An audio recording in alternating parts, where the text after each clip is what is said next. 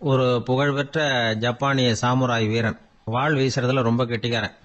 ஒரு கடுமையான போர்ல கலந்து கொண்டுட்டு களைச்சு போய் திரும்பி வந்தான். படுக்கையில் விழுந்தான். பக்கத்தில் என்னமோ சத்தம் கேட்டுது. திரும்பி பார்த்தான். ஒரு எலி அவனை முறைச்சி பார்த்துக்கிட்டு இருந்தது. உடனே வாழை உருவனா வீசினான். அது தப்பிச்சுட்டு ஓடி போச்சு. எவ்வளோ முயற்சி பண்ணி பார்த்தா முடியல. கடைசியில் அந்த வாள் முறிஞ்சு போனது தான் மிச்சம். ஒரு பக்கம் அவனுக்கு இது அவமானமாக போயிட்டுது, இன்னொரு பக்கம் பயமாக போயிட்டுது. எவ்வளவோ போர்களில் எதிரிகளை பந்தாடினவன் அவன் ஒரு எலிகிட்ட தோத்து போயிடுறதா அவனால் சகிச்சிக்க முடியல. மனைவி கிட்ட சொன்னான் இப்படி நடந்துட்டுதுன்னு. அவன் சிரிச்சா.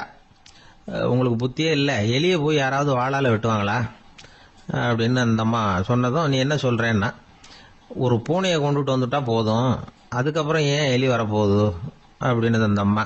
உடனே ஒரு பூனை வந்து சேர்ந்தது. அது சாதாரண பூனை இல்லை, வீர சாகசங்கள்லாம் செஞ்சு பழக்கப்பட்ட பூனை. பெரிய இடத்துல வளர்ந்தது. அதை கொண்டுட்டு வந்துட்டாங்க. அந்த பூனை குறி பார்த்து எலி மேலே பாஞ்சுது. ஆனால் அந்த எலியை சுலபமாக தப்பிச்சு போட்டுது. அடுத்தபடியாகவும் பாயறதுக்கு முயற்சி பண்ணிச்சு அந்த பூனை. ஆனால் அந்த எலியோ ரொம்ப தந்திரமாக திடீர்னு அந்த பூனையின் முகத்துக்கு நேராக பாஞ்சுது. அவ்வளவுதான். அந்த பூனை பயந்து போய் ஒரே தாவா தாவி ஜன்னல் வழியாக வெளியில் ஓடி போச்சு. அந்த வீரனுக்கு இது ஒரு பெரிய அதிர்ச்சியாக இருந்தது. அடுத்தபடியாக யோசனை பண்ணான். ராஜா வளர்த்துக்கிட்டு இருந்த அரண்மனை பூனையை ஒரு நாள் ஏரவலா கேட்டு வாங்கிட்டு வந்தான். ஊர் உலகம்லாம் பேர் வாங்கின பூனை இது. அந்த பூனையாலும் அந்த எலியை ஒன்றும் செய்ய முடியல. வீரனுக்கு ரொம்ப அதிர்ச்சி. அந்த அரண்மனை பூனைகிட்டேயே போய் புலம்புனான். அரண்மனை பூனையே, நீயே தோத்து போயிட்டியே, இனிமே நான் என்ன செய்ய முடியும்னா. அந்த பூனை சிந்திச்சுது. அப்புறம் சொல்லிச்சு, இந்த காரியத்துக்கு இந்த மேல்மட்ட விவகாரம்லாம் சரிப்பட்டு வராது. சாதாரண வீட்டு பூனை கிடைச்சதுன்னா அதை கொண்டுட்டு வந்து விட்டுப்பார் அப்படின்னது. சாதாரண பூனையால் என்ன செஞ்சிட முடியும்னா இவன் நம்பிக்கை இல்லாமல். இப்போ அந்த அரண்மனை பூனை சொல்லிச்சு, பெரிய வீட்டு பூனையெல்லாம் நல்லா சாப்பிட்டு தூங்கி பழக்கப்பட்டிருக்கோம். அதுக்கெல்லாம் ராஜதந்திரம் தெரியும். ஆனால் எலி பிடிக்க தெரியாது. அதுக்கான வளர்ப்பும் இல்லை, பயிற்சியும் இல்லை. ஏன்னா அதுக்கெல்லாம் பசி கிடையாது. சாதாரண வீட்டு பூனை அப்படி இல்லை. பசிக்கு ஆகாரம் தேடி அலையும். எலிகளை பிடிச்சி சாப்பிட்டுட்டு தான் உயிர் வாழும். அதனால் அதுகளுக்கு எலியை பிடிக்கிற எல்லா உத்திகளும் தெரியும், எங்களுக்கு தெரியாது அப்படின்னது. அது சரியே, அதுவும் பூனை தான், நீயும் பூனை தான். அதால் முடிகிற காரியம் ஏன் உன்னால் முடியல அப்படின்னு கேட்டான் இவன். இதுக்கு அந்த பூனை சொல்லிச்சு, இதே கேள்வியை நானும் கேட்டேன். உன்னுடைய தந்திர முறை என்னன்னு கேட்டேன். அதுக்கு பதில் சொல்லாமல் படுத்து தூங்கி போச்சு. அதை மறுபடியும் எழுப்பி கேட்டேன். அதுக்கு கோவம் வந்துட்டுது. இதில் என்ன தந்திர முறை வேண்டியிருக்கு? நான் ஒரு பூனை, அவ்வளவுதான்.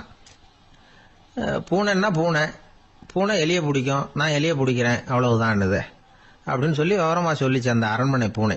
உடனே ஒரு சாதாரண பூனையை கொண்டுட்டு வந்துட்டாங்க. கொண்டாந்து விட்டா அது பார்க்கறதுக்கு ரொம்ப சாதாரணமாக தெரிஞ்சுது.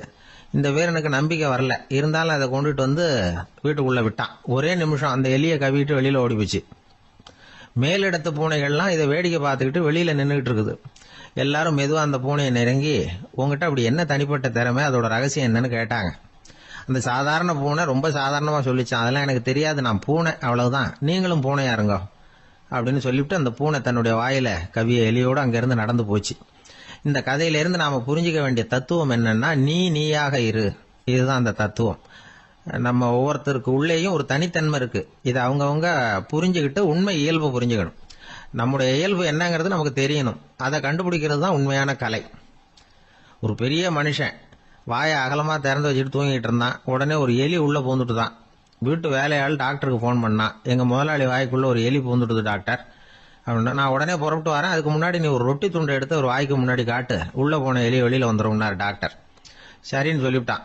கொஞ்ச நேரத்தில் டாக்டர் அங்கே போய் சேர்ந்தார். அப்போ வேலைக்காரன் ஒரு பெரிய மீனை அவர் வாய்க்கு நேராக இப்படியும் ஆட்டிக்கிட்டு இருந்தான்.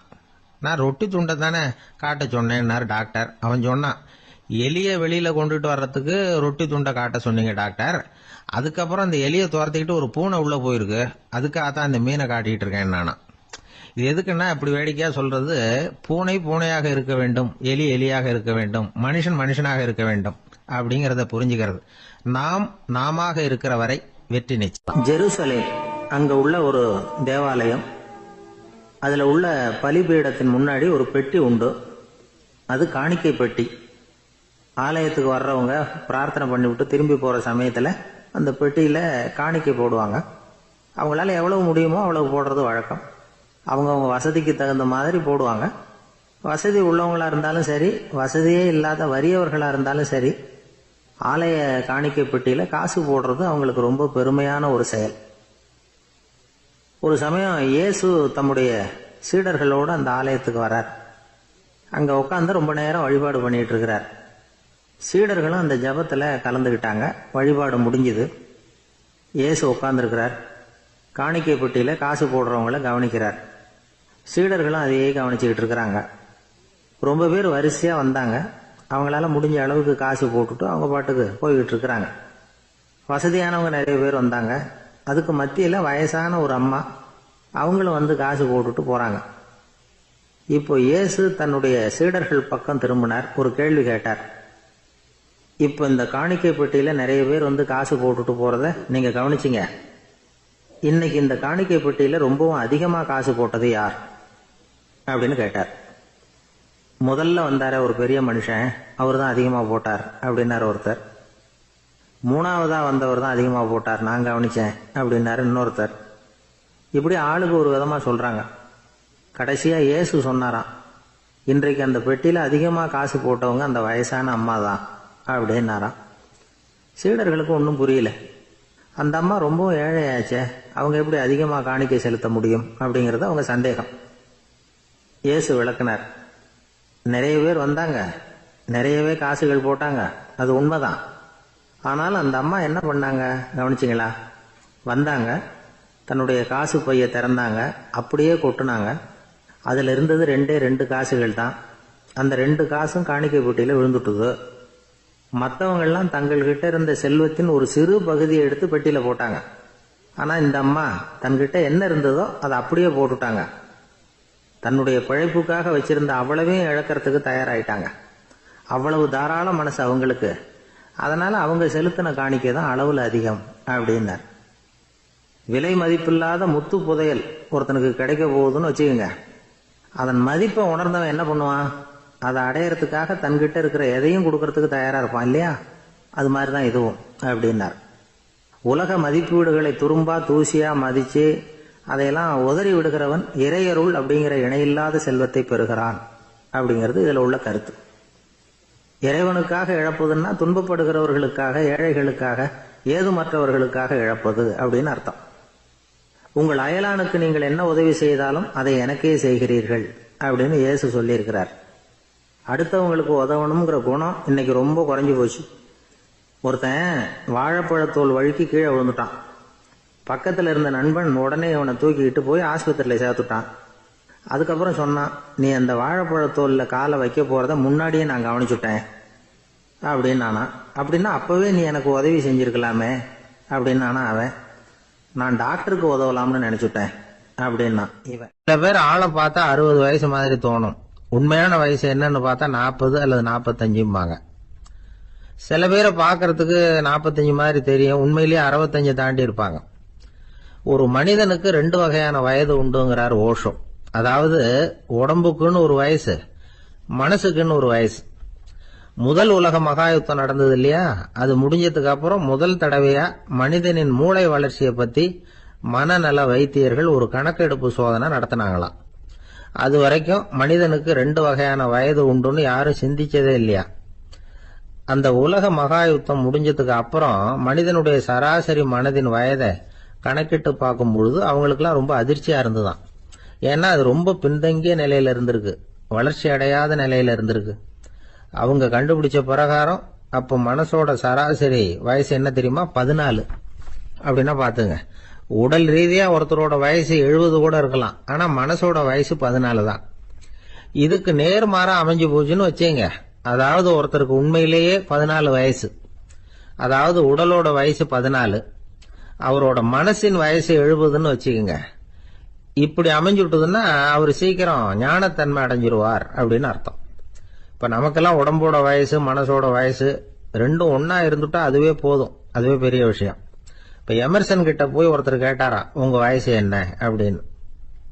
அவர் உடனே பதில் சொல்லியிருக்கார், 360 வருஷம் அப்படின்னாராம். கேட்டவர் குழம்பி போயிட்டார். அவர் என்ன சொல்றாரு, 360 வயசா? என்ன நம்ம காதல தான் சரியா விழலையா? எமர்சன் எப்பவும் உண்மையை பேசுற ஒரு சிறந்த அறிவாளி, அவர் இப்படிலாம் பொய் சொல்ல மாட்டாரே அப்படின்னு ஒரு யோசனை பண்ணிக்கிட்டே இவர் மறுபடியும் அவர் கிட்ட போனாராம். ஐயா, நீங்க சொன்னது சரியா என் காதுல விழல, அதனால மறுபடியும் கேட்கிறேன், உங்க வயசு என்ன அப்படின்னாராம். எமர்சன் மறுபடியும் சொல்லியிருக்கிறார் 360 வருஷம்னு. வந்தவருக்கு உண்மையிலேயே அதிர்ச்சியா போட்டுது. அதுக்கப்புறம் மெதுவா ஆரம்பிச்சாராம். ஐயா, நீங்க சொல்றதை என்னால ஏத்துக்க முடியாது. எப்படி பார்த்தாலும் இப்போ உங்களுக்கு வயசு ஒரு 60க்கு மேல இருக்காதுன்னு நினைக்கிறேன் அப்படின்னாராம். நீங்க சொல்றது சரிதான், அது என் உடம்போட வயசுன்னாராம் எமர்சன். அப்படின்னா ஏற்கனவே நீங்க சொன்னது அப்படின்னு கேட்டிருக்காரு. அது என் மனசோட வயசு அப்படின்னாராம். நம்மளை பொறுத்த வரைக்கும் அறிவு தூசு படிஞ்சிருக்கு, அது மாதிரியே அன்பும் மாசுபட்டிருக்கு. இது ரெண்டையும் சுத்தம் பண்ண வேண்டியிருக்குது. அப்பதான் நாம சரியான வயசுல வாழ முடியும். ஒரு ஆசாமி இருக்கிறார். அவருக்கு உடம்போட வயசு அதிகம், மனசோட வயசு ரொம்ப குறைச்சல், குழந்தை மாதிரி.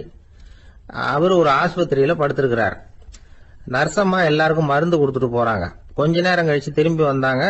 அப்ப இவர் அந்த அம்மாவை கூப்பிட்டு சொல்றார், இத பாருங்க சிஸ்டர், நீங்க எல்லாருக்கும் சின்ன சின்ன மாத்திரையா கொடுத்துட்டு எனக்கு மட்டும் நீளமான மாத்திரையா கொடுத்துட்டீங்க. முழுங்கறதுக்கு ரொம்ப கஷ்டமா போச்சு.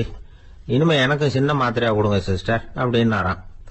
அந்த அம்மா உடனே அதிர்ச்சியாகி தலையில அடிச்சுக்கிட்டாங்களாம்.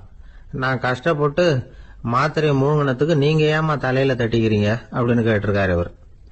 இதுக்கு அவங்க சொல்லியிருக்கிறாங்க, நான் உங்களுக்கு கொடுத்துட்டு போனது மாத்திரை இல்லைங்க, அது தெர்மாமீட்டர் அப்படின்னாங்க. ஆளை கண்டா ஏன் இப்படி முகத்தை திருப்பிக்கிட்டு வர்றீங்க அப்படின்னு கேட்டார் ஒருத்தர் நண்பர்கிட்ட. எலெக்ஷன்ல அவன் எதிர்த்து நின்னவன் சார், என்ன அவங்ககிட்ட நமக்கு என்ன பேச்சுவார்த்தை அப்படின்னாராம் ரொம்ப கோபமா இவர். சரி, அந்த ஆள் யாருன்னு கேட்டேன். என் கூட பிறந்த தம்பி தான் சார் அப்படின்னார் அந்த கோபம் குறையாமல். அதாவது நம்ம ஊர் நிலவரம் இப்படி, அதாவது அண்ணனும் தம்பியும் எதிர்த்து நிப்பாங்க தேர்தல்ல, ஒருத்தர் கண்டா பேசிக்கிறது இல்ல. ஆனா இங்கிலாந்துல எப்படி தெரியுமா, அங்க ஒரே மேடையில போட்டி போடுற 2 வேட்பாளர்களும் பேசுவாங்களாம், பட்டிமன்றம் மாதிரி. ஒருத்தர் முதல்ல எழுந்திருப்பார், நான் இந்த தேர்தலில் வெற்றி பெற்றால் என்னென்ன செய்வேன் அப்படின்னு சொல்லிவிட்டு உட்காருவார். அதுக்கப்புறம் அடுத்தவர் எழுந்திருப்பார், அவர் சொல்லுவார், நான் வெற்றி பெற்றா இந்த மக்களுக்கு என்னென்ன செய்வேன், இந்த நாட்டுக்கு என்னென்ன செய்வேன் அப்படிங்கறத சொல்லிவிட்டு உட்காருவார். 2 பேரும் ஒரே மேடையில பேசுவாங்க. மக்கள் 2 பேர் பேச்சையும் கேட்டுக்கிட்டு ஒரு முடிவுக்கு வருவாங்க. இதுதான் அங்க உள்ள பழக்கம். இங்க அப்படி இல்ல. இங்க ஒருத்தர் பார்த்தாவே முகத்தை திருப்பிக்கிறது. ஒரு தடவை இது மாதிரி ஒரு கூட்டம் நடந்துகிட்டு இருக்கு, அங்க வெளிநாட்டுல தான். நேரத்துக்கு சரியா ஒரு வேட்பாளர் சேரல. இது இங்கிலாந்துல நடந்த நிகழ்ச்சி. அப்புறம் என்ன ஆச்சுன்னா, ஒருத்தர் வந்துட்டாரு, இன்னொருத்தர் சேரல. அப்புறம் உடனே அந்த ஒருத்தர் வந்தவர் பேச ஆரம்பிச்சிட்டார். அதாவது அந்த இன்னொருத்தர் சார்பாவே பேசிட்டாராம். அதாவது அவர் வரல, நான் அவரு சார்பா நான் பேசிடுறேன். அதாவது அவர் ஜெயிச்சுட்டா அவர் என்னென்ன செய்வார் இந்த நாட்டுக்கு அப்படின்னு சொல்லி அவர் பக்கத்துல உள்ள நியாயத்தை எடுத்து இவரே சொல்லிட்டாராம். இப்படிலாம் அங்க நடந்துதான். இது எப்பேற்பட்ட தேர்தல் பண்பாடு பாருங்க. அதனால இன்னொரு விஷயம், இப்ப இங்கிலாந்துல எல்லாம் ஓட்டு கேட்கறப்ப வெற்றியா தோல்வியாங்கிறத ஓரளவுக்கு யூகிச்சு விடலாமா. இப்போ ஒரு வேட்பாளர் ஒரு வீட்டுக்கு முன்னாடி போய் நின்று எனக்கு ஓட்டு போடுங்கன்னு கேட்கிறாருன்னு வச்சுங்களேன், அதுக்கு என்ன பார்த்து செய்யறோம், போயிட்டு வாங்க அப்படின்னு சில வீடுகள்ல வாசல்ல நின்னே சொல்லி அனுப்பிச்சிருவாங்களாம். வேற சில வீடுகள்ல எப்படின்னா வேட்பாளரை வீட்டுக்குள்ள கூப்பிட்டு காபி சாப்பிட சொல்லி உபசரிச்சு அதுக்கப்புறம் அனுப்பி வைக்கிறது வழக்கமா. இதுல எந்த வீட்டு ஓட்டு நிச்சயம் தெரியுமா? வாசல்ல நின்னே வழி அனுப்பி வச்சுடுறாங்க பாருங்க, அவங்க ஓட்டு நிச்சயம். உள்ள கூப்பிட்டு காப்பி கொடுத்து அனுப்புறாங்க பாருங்க, அவங்க ஓட்டு நிச்சயம் இல்லையா. சரி, அப்புறம் ஏன் அந்த உபசரிப்பு அப்படின்னு கேட்டா அதுக்கு ஒரு காரணத்தை சொல்றாங்க. அதாவது அது ஒரு அனுதாபத்தை தெரிவிக்கிற முறையா. ஐயோ பாவம், நாம இவருக்கு ஓட்டு தான் போட போறதில்ல, எதையாவது செய்வோம், காப்பியாவது சாப்பிட்டு போகட்டும் அப்படிங்கிற எண்ணமா. இப்படி அந்த ஒரு பழக்கம். ஆக அந்த ஊர்ல நிறைய காப்பி சாப்பிடணும்னு ஒருத்தர் ஆசைப்பட்டா தேர்தலில் தோத்து போறதுக்கு தயாரா இருக்கணும். ஒரு சமயம் ஒரு ஊர்ல தேர்தல் நடந்துதான். ஒரு தொகுதியில நின்று தோத்து போன ஒருத்தர் கையில ஒரு துப்பாக்கியோட ஊருக்குள்ள சுத்திக்கிட்டு இருந்தாராம். ஒரு போலீஸ்காரர் அவரை பார்த்துட்டு சந்தேகப்பட்டிருக்கார். அதனால அவரை தடுத்து நிறுத்தி, என்ன இது துப்பாக்கியோட சுத்துறீங்களேன்னு விசாரிச்சிருக்கார். இதுக்கு அவர் சொன்னாராம், சார், இந்த தொகுதியில மொத்தம் 1,00,000 வாக்காளர்கள், அதுல எனக்கு 10,000 பேர் மட்டும்தான் எனக்கு ஓட்டு போட்டிருக்கிறாங்க. அப்படின்னா எனக்கு வேண்டாதவங்க இந்த தொகுதியில 90,000 பேர் இருக்கிறாங்கன்னு அர்த்தம். இப்படி ஒரு சூழ்நிலையில நான் என்னுடைய பாதுகாப்புக்கு ஆயுதம் இல்லாம நடமாடலாமா அப்படின்னு கேட்டாராம். எவ்வளவு எச்சரிக்கை பாருங்க. நம்ம ஊர்ல சில பேர் ஓட்டு கேட்கிற விதமே தனி. ஒருத்தர் ரொம்ப சாமர்த்தியமா ஓட்டு கேட்பாராம். அவர் எப்படின்னா, ஒரு வீட்டுக்கு போறாருன்னு வச்சுங்களேன், அந்த நேரம் அந்த வீட்டுக்காரரு என்ன செஞ்சுக்கிட்டு இருக்கிறாரோ அதே வேலையை இவரும் கொஞ்ச நேரம் செய்வாராம், அவருக்கு ஒத்தாசையா. அதுக்கப்புறம் மெதுவா பேச்சு கொடுப்பார், ஓட்டு கேட்பார், இது மாதிரி எலெக்ஷன்ல நிக்கிறேன் கவனிக்கணும்னு. அது மாதிரி ஒரு தடவை அவர் போனப்ப அங்க வந்து அவர் என்ன பண்ணிட்டு இருக்காரு, வீட்டுக்கு பின்னாடி மாட்டு கொட்டையில பால் கறந்துட்டு இருக்காரு ஒரு பசுமாட்டுக்கிட்ட. அந்த வீட்டுல இவர் ஓட்டு கேட்க போனவர் இவர் ஓடி போய் இன்னொரு சொம்பை எடுத்துக்கிட்டு அதே மாட்டுக்கு இன்னொரு பக்கம் போய் உட்காந்துக்கிட்டு இவரும் பால் கறக்க ஆரம்பிச்சிட்டார். எதிர உட்காந்துட்டு இருக்காரு அவரு, இவர் இந்த பக்கம் உட்காந்துருக்காரு. கீழே கொஞ்சம் குனிஞ்சு பார்த்தா ஒருத்தர் முகத்தை ஒருத்தர் பார்க்கலாம். கொஞ்ச நேரம் ஆனதுக்கு அப்புறம் இவர் மெதுவா அவர்கிட்ட பேச்சு கொடுத்தாராம். இது மாதிரி நான் எலெக்ஷன்ல நிக்கிறேன், நீங்க ஓட்டு போடணும், அதுக்காக தான் வந்தேன்னாராம். அது முடியாதுங்களேன்னாராம் அவரு. ஏன்னு கேட்டிருக்கார். நான் இந்த வீட்டுக்காரன் இல்ல, நானும் உன்ன மாதிரி ஓட்டு கேட்க வந்தவன் தான் அப்படின்னு. ஒரு ஊர்ல ஒரு குரு இருந்தார், ஜென் குரு. அவரை தேடிட்டு ஒரு மன்னர் வந்தார். வந்தவர் ஜப்பான் மன்னர். தோட்டக்கலையை பத்தி தெரிஞ்சுட்டு போறதுக்காக அவர் வந்தார். எப்படி தோட்டம் அமைக்கிறது அப்படிங்கறத பத்தி அந்த குரு விவரமா சொல்லி கொடுத்தாரு.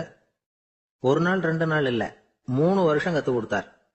அதுக்கப்புறம் சொன்னார், நான் கத்து கொடுத்துட்டேன், இனிமே நீங்க போகலாம், போய் தோட்டம் அமைக்கலாம், அதுதான் உங்களுக்கு பரிசை. தோட்டம் அமைச்ச பிறகு சொல்லி அனுப்புங்க, நான் வந்து பாக்குறேன். நீங்க இங்க என்னவெல்லாம் கத்துக்கிட்டீங்களோ அதையெல்லாம் அங்க செயல்முறையில செஞ்சு காட்டுங்க அப்படின்னு சொல்லி அனுப்பி வச்சார். மன்னர் போனார். அரண்மனைக்கு பக்கத்திலேயே ஒரு பெரிய தோட்டத்தை உண்டு பண்ணினார். அழகான மரங்களையும் செடிகளையும் உருவாக்கினாரு. கிட்டத்தட்ட 1000 தோட்டக்காரர்களை பயன்படுத்தி 3 வருஷங்கள் முயற்சி பண்ணி அந்த அழகான தோட்டத்தை உருவாக்கினார். குரு கிட்ட இருந்து செய்தி வந்தது, நாளைக்கு வந்து தோட்டத்தை பாக்குறேன் அப்படின்னு. மன்னர் உடனே சுறுசுறுப்பாயிட்டார். முதல் நாளே தோட்டத்தை சுத்தப்படுத்தினார். ராத்திரி பூரா யாரும் தூங்கல. எல்லாருக்கும் தோட்டத்தை ஒழுங்குபடுத்துற வேலை. அது அந்தந்த இடத்துல ஒழுங்கா இருக்குதா அப்படின்னு சரி பார்த்தாங்க. ஒரு தவறும் இல்லாத வகையில அதை ஒழுங்குபடுத்தினாங்க. மறுநாள் குரு வந்தார், தோட்டத்தை பார்த்தார். அவருக்கு கோபம் வந்துட்டுது. மன்னருக்கு ஆச்சரியம், எப்பவும் சிரிச்சுக்கிட்டே இருக்கிறவர் இப்ப எப்படி இருக்கிறாரே அப்படின்னு. மெதுவா குரு கிட்ட போய் எல்லாம் சரியா தானே இருக்குது அப்படின்னார். எல்லாம் சரிதான், ஆனாலும் எங்கே அந்த பொன்னிற காற்று அப்படின்னார். உதிர்ந்த இலைகள், பொன் மஞ்சள் நிற இலைகள் காற்றில் அப்படி புரண்டு ஓடுவதை நான் பார்க்க முடியவில்லையே அப்படின்னாராம். அது இல்லாம இந்த தோட்டம் உயிரோட்டம் உள்ளதா இருக்காது, இதுல பாடல் இல்லை, ஆடல் இல்லை, அதெல்லாம் இல்லாம இந்த தோட்டம் ரொம்பவும் செயற்கையா தெரியுதேன்னாராம். மன்னர் இப்பதான் யோசனை பண்ணார். கீழே கிடந்த காஞ்சி போன இலைகள் மட்டும் இல்ல, மரத்துல இருந்த காஞ்சி போன இலைகளையும் அப்புறப்படுத்தி சுத்தமா வச்சிருக்கிறார். இறப்பும் வாழ்க்கையினுடைய ஒரு பகுதி தான். மரணம்ங்கிறது வாழ்க்கைக்கு எதிரானது அல்ல, அதை நிரப்பும் ஒரு பகுதி தான் அது.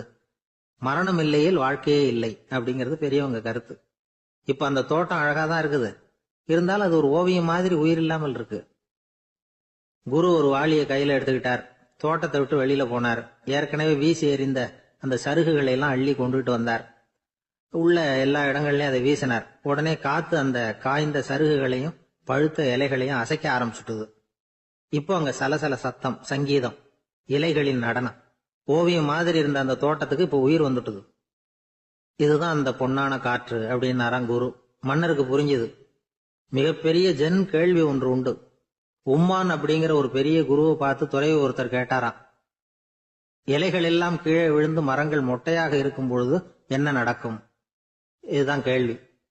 இதுக்கு உம்மான் சொன்ன பதில் பொன்னான காற்று, தி கோல்டன் விண்ட் அப்படின்னாராம்.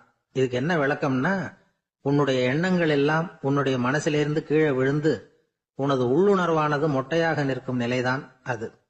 உனது வேர்களின் அருகில் காற்று வீசுகிறது. எல்லா எண்ணங்களும் உன்னிலிருந்து வெகு தூரத்துக்கு புரண்டு கொண்டே சென்று விடுகிறது.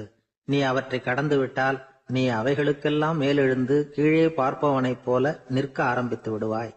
அதுதான் தியானம் என்பது அப்படின்னு சொல்றாங்க. தியானம்ங்கிறது எண்ணத்துக்கு எதிரானது இல்ல, தியானம்ங்கிறது எண்ணங்களை கடந்து செல்வதுதான். அதுக்கப்புறம் நாம பொன்னிற காற்றுல ஆட ஆரம்பிச்சிருவோம். இதுதான் பெரியவர்கள் சொல்றது. என்கிட்ட ஒருத்தர் தோட்டம் அமைக்கணும்னு யோசனை கேட்டு வந்தார். எல்லாம் சொல்லி கொடுத்தேன். செடிகள்லாம் செழிப்பா வளரணும்னா வேர் காயாம பாத்துக்குங்க, தினமும் தண்ணி விடுங்க அப்படின்னு சொல்லி அனுப்பி வச்சேன். 1 மாசம் கழிச்சு அவர் தோட்டத்தை பாக்குறதுக்காக போனேன். போய் பார்த்தா எல்லா செடியும் வாடி கிடக்குது. என்னங்க இப்படி பண்ணிவிட்டீங்கன்னு. நீங்க சொன்னபடிதான் செஞ்சேன்னார். என்ன செஞ்சீங்கன்னு கேட்டேன். வேர் காயாம பாத்துக்க சொன்னீங்க, தினமும் ஒரு தடவை எல்லா செடியையும் ஒவ்வொன்னா புடுங்கி பார்த்து வேர் காயாம இருக்கா அப்படின்னு பார்த்துட்டு அதுக்கப்புறம் தண்ணி பாய்ச்சனே, அவ்வளவு. ஒரு நண்பர் ஆனந்தமா சிகரெட் பிடிச்சிக்கிட்டு இருந்தார். இந்த பழக்கத்தை விட்டுவிடுங்களேன் அப்படின்னு சொல்லி பார்த்தோம். விட்டுடலாம்னு தான் பாக்குறேன், ஆனா முடியலையேன்னார். மனசு வச்சா எல்லாம் முடியும் அப்படின்னும். அவர் கொஞ்ச நேரம் யோசனை பண்ணார். அப்புறம் சொன்னார், சரி சார், இதுதான் நான் பிடிக்கிற கடைசி சிகரெட் அப்படின்னு சொல்லி ரொம்ப அழுத்தமா புகையை உள்ளுக்கு இழுத்தார். அதுக்கப்புறம் அந்த துண்டு சிகரெட்டை வீசி எறிஞ்சுட்டார். ஒருத்தர் இது மாதிரி தீர்மானம் பண்ணி தன்னுடைய கடைசி சிகரெட்டை தூக்கி எறிஞ்சுட்டாருன்னா அது ஒரு பெரிய விஷயம்தான். அதுக்கு பிறகு அவர் உடம்புல படிப்படியா என்னென்ன மாற்றங்கள் நடக்கும் அப்படிங்கறத பத்தி ஒரு விவர பட்டியலே வெளியிட்டு இருக்கிறாங்க. அது என்ன விவரம் தெரியுமா? ஒருத்தர் புகைப்பிடிக்கிற பழக்கத்தை நிறுத்துறாருன்னு வச்சுங்க. அப்படி அவர் நிறுத்தின 20 நிமிடங்களுக்குள்ள உயர் ரத்த அழுத்தம், உடல் வெப்பம், நாடி துடிப்பு இதெல்லாம் சரியான நிலைமைக்கு வந்துருதான். 8 மணி நேரத்துக்குள்ள இந்த ஸ்மோக்கர்ஸ் பிரீத் அப்படிங்கிற தன்மை மறைஞ்சிருதான். ரத்தத்துல உள்ள கார்பன் மோனாக்சைடு அளவு குறையுதான், ஆக்சிஜன் அளவு கூடுதான், சரியான அளவுக்கு வந்துருதான். ஒருத்தர் கடைசி சிகரெட்டை தூக்கி எறிஞ்சுட்டாருன்னா 24 மணி நேரத்துக்குள்ள மாரடைப்பு ஏற்படுறதுக்கான வாய்ப்பு குறைஞ்சுடுதான். 48 மணி நேரத்துக்குள்ள உணர்வு நரம்புகளின் முனைப்பகுதிகள் மறுபடியும் ஒன்னு சேர்ந்துருதான். அதனால நாக்கு சுவை உணர்வு, மூக்கின் முகரும் சக்தி இதெல்லாம் மேம்படுதான், நல்ல நிலைமைக்கு வந்துருதான். சிகரெட்டை நிறுத்தின 3 நாளுக்குள்ள மூச்சு விடுறது சுலபமாயிடுதான். இப்படி அவங்க பட்டியல் நிறைய சொல்றாங்க. 2 அல்லது 3 மாசத்துக்குள்ள என்ன ஆகும் தெரியுமா? ரத்த ஓட்டம் மேம்படுது, நடக்கிறது சுலபமாயிடுது. நுரையீரல் கொள்ளளவு 30% அதிகரிக்குது. 1-9 மாசத்துக்குள்ள சுவாச குறைபாடுகள் நீங்குது. நுரையீரல்ல இருக்கக்கூடிய இந்த அசுத்தம் வடிகட்டும் திசுக்கள் சரியா வேலை செய்ய ஆரம்பிச்சிருது. 1 வருஷத்துக்குள்ள இந்த இதய அழுத்த நோய்க்கான வாய்ப்பு பாதியா குறைஞ்சிருது.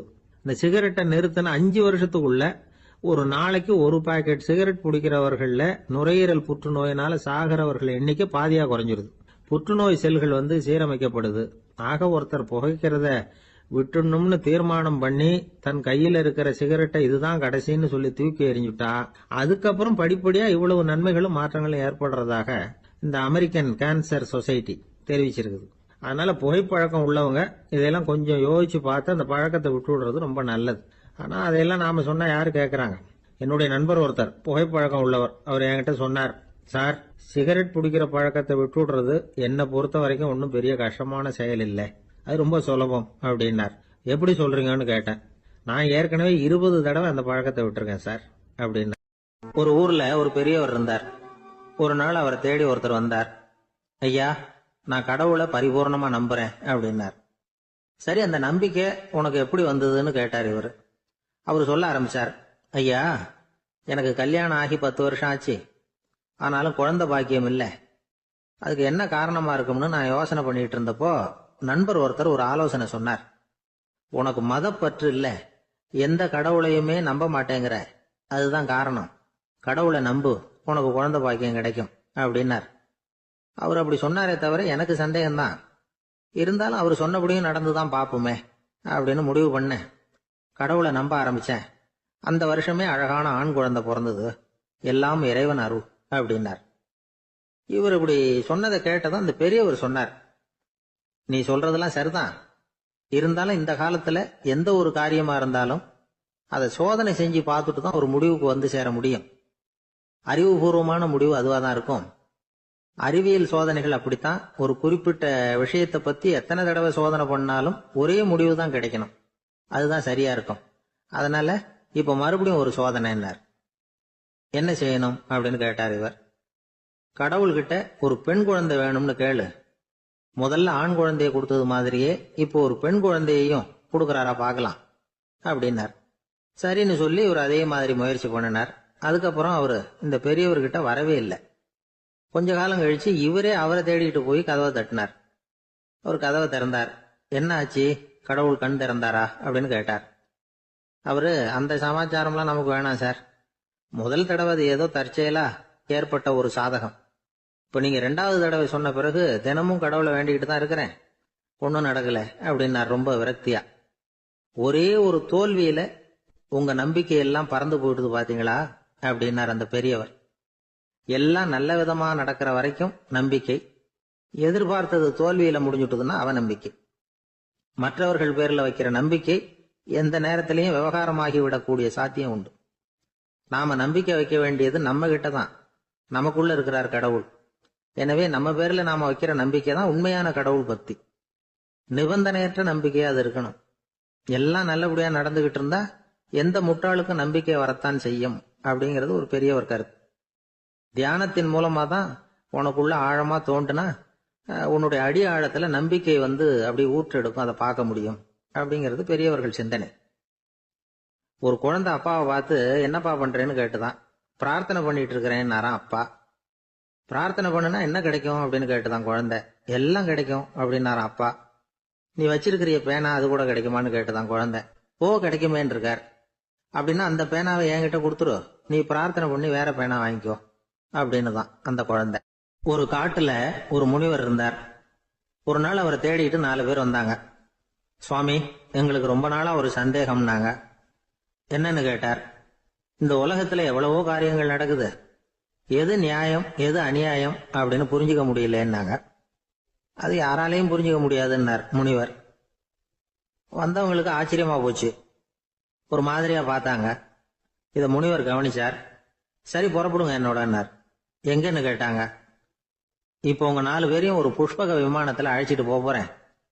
இந்த உலகத்துல சர்வசாதாரணமா நடக்கக்கூடிய ஒரு காட்சியை உங்களுக்கு காட்ட போறேன். நீங்க பார்க்க போற அந்த காட்சி நியாயமா அநியாயமா அப்படிங்கறத என்கிட்ட சொல்லணும். நீங்க சரியான பதில் சொன்னா புஷ்பக விமானத்துல தொடர்ந்து பிரயாணம் பண்ணலாம். தவறான பதில் சொன்னா இந்த புஷ்பக விமானம் உங்களை கீழே தள்ளி விட்டுரும் அப்படின்னார். 4 பேருக்கும் பயம்தான். இருந்தாலும் முனிவர் கூப்பிடுறாரு அப்படின்னு சொல்லி புறப்பட்டாங்க. அவங்க எல்லாரும் புறப்பட்டு ஒரு காட்டு வழியா போயிட்டு இருக்கிறாங்க புஷ்பக விமானத்துல. அங்க நடக்கிற ஒரு காட்சியை காட்டுறார் முனிவர். அதோ அங்க பாருங்கன்னார். அந்த விமானத்துல இருந்தபடியே எல்லாரும் கீழே குனிஞ்சு பாக்குறாங்க. அங்க ஒரு தாய் புலி அப்பதான் குட்டி போட்டிருக்கு. குட்டிகளை ஈன்ற உடனே பசிக்கு இறை தேடி அந்த பக்கமா வருது. அதே நேரம் ஒரு தாய் மான், அதுவும் அப்பதான் குட்டி போட்டிருக்கு. அதுவும் இதே மாதிரி குட்டிகளை ஈன்ற உடனே பசிக்கு இறை தேடி அந்த பக்கமா வருது. இப்ப அந்த புலி அந்த மானை அடிச்சு போட்டுடுது. அதுவும் சாப்பிடுது, குட்டிகளுக்கும் கொடுக்குது. இப்போ அந்த புலி குட்டிகள் முகத்துல மகிழ்ச்சி, தாயை இழந்த அந்த மான் குட்டிகள் முகத்துல துக்கம். இப்போ அந்த முனிவர் 4 பேர்கிட்டையும் கேட்கிறார், நீங்க இங்க பாத்தீங்களே, இதுல எது நியாயம் எது அநியாயம்? ஒவ்வொருத்தரா சொல்லுங்க. உங்க பதில் சரியில்லைன்னா இந்த விமானம் உங்களை கீழே தள்ளி விட்டுரும். சொல்லுங்க பார்க்கலாம்னார். முதல்ல ஒருத்தன் சொன்னான், அந்த புலி செஞ்சது சரிதாங்க. அது பசிக்கு அதுதான் ஆகாரம். தன்னுடைய பசிக்கு தானே இறை தேடிக்கிட்டுது. அதுல என்ன தப்பு? அவ்வளவுதான். அதனால புலி செஞ்சது நியாயம்தான் அப்படின்னா. அவ்வளவுதான், அந்த விமானம் அவனை அப்படியே கீழே தள்ளி விட்டுட்டுது. அதனால அவன் கொடுத்த பதில் சரியில்லை அப்படிங்கிறது புரிஞ்சு போச்சு. இப்ப 2வது ஆள் சொன்னான், புலி செஞ்சது பாவம், அந்த தாய்மான் என்ன தப்பு பண்ணிச்சு? இப்ப அந்த குட்டிகளுக்கு யாரு ஆதரவு? அதனால புலி செஞ்சது அநியாயம் அப்படின்னா. அவ்வளவுதான், அவனையும் கீழே தள்ளி விட்டுடுது அந்த விமானம். இந்த பதிலும் சரியில்லை அப்படின்னு ஆயிட்டுது. இப்ப 3வது ஆள் வந்தான். முதல்ல 2 பேரு கீழே விழுந்ததை பார்த்துக்கிட்டு இருந்தான். அதனால அவன் சொன்னான், ரெண்டுமே நியாயம்தாங்க.